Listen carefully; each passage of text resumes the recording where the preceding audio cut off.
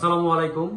বাংলাদেশ প্রবাসী অধিকার পরিষদের ষষ্ঠ প্রতিষ্ঠা বার্ষিকীতে পৃথিবীর বিভিন্ন দেশে অবস্থানরত প্রায় 2 কোটি প্রবাসীর প্রতি আমাদের অন্তিম শুভেচ্ছা, ভালোবাসা। ইতিমধ্যে আপনারা জানেন যে হাঁটি হাঁটি পাপা করে গণ অধিকার পরিষদের ভাতৃপ্রতিম সংগঠন বাংলাদেশ প্রবাসী অধিকার পরিষদ ষষ্ঠ বছরে পদার্পণ করতে যাচ্ছে। ইতিমধ্যে আমাদের পৃথিবীর 54টি দেশে প্রবাসী অধিকার পরিষদের কমিটি রয়েছে, তারা সেই সব দেশে সাংগঠনিক কার্যক্রম চলমান রেখেছে। আপনারা জানেন যে বিগত সময়ে প্রবাসীরা নানাভাবে নির্যাতিত হয়ে আসছে, নিপীড়িত হয়ে আসছে এবং তাদের এই নির্যাতন নিপীড়নের কাহিনী গণমাধ্যম এবং সোশ্যাল মিডিয়ায় আপনারা দেখে এসেছেন। সেই জায়গাতে আমরা 5 বছর আগে প্রবাসী অধিকার পরিষদ গঠনের মধ্য দিয়ে প্রবাসীদের অধিকার আদায়ে আমরা কার্যক্রম শুরু করি।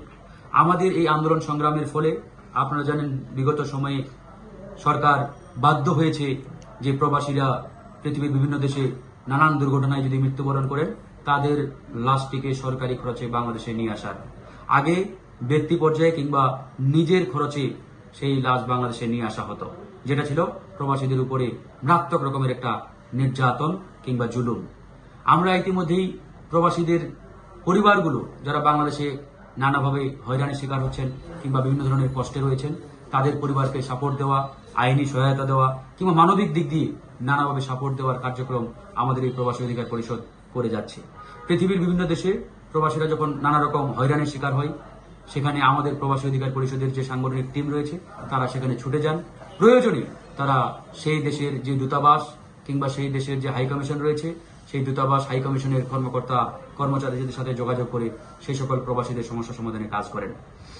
বর্তমানে আপনারা জানেন যে গণ অধিকার পরিষদের সম্মানিত সভাপতি প্রবাসী কল্যাণ ও বৈদেশিক কর্মসংস্থান মন্ত্রণালয়ের দায়িত্বে রয়েছেন এবং আমরা চেষ্টা করছি কিভাবে প্রবাসীদের সংশ্লিষ্ট যে সকল সমস্যা রয়েছে এগুলো আরো সহজতরভাবে সমাধান করা যায়।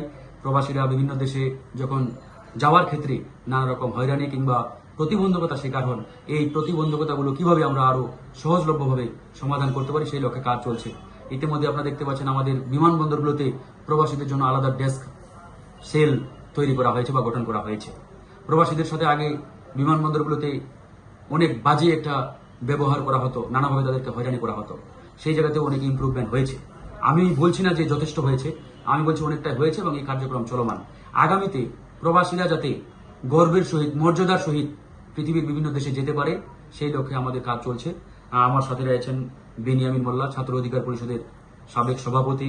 আমার বামে রয়েছেন আমাদের শাহাবুদ্দিন শিহাব, তিনি আমাদের মানব পাচার ও প্রতিরোধ বিষয়ক সম্পাদক গণ অধিকার পরিষদের এবং তিনি নিজেও একজন প্রবাসী অধিকার পরিষদের বাংলাদেশে তিনি প্রতিনিধি এবং প্রতিনিধিত্ব করছেন। তো ইনশাআল্লাহ আমরা আগামী যে ষষ্ঠ প্রতিষ্ঠা বার্ষিকী সেই প্রতিষ্ঠা বার্ষিকীতে পৃথিবীর বিভিন্ন দেশের প্রবাসীদেরকে শুভেচ্ছা জানাচ্ছি। আপনারা সবসময় প্রবাসী অধিকার পরিষদের সাথে থাকবেন, পাশে থাকবেন। আমাদের প্রবাসী অধিকার পরিষদও আপনাদের কল্যাণে আপনাদের অধিকার আদায়ে ভূমিকা অব্যাহত রাখবে। ধন্যবাদ।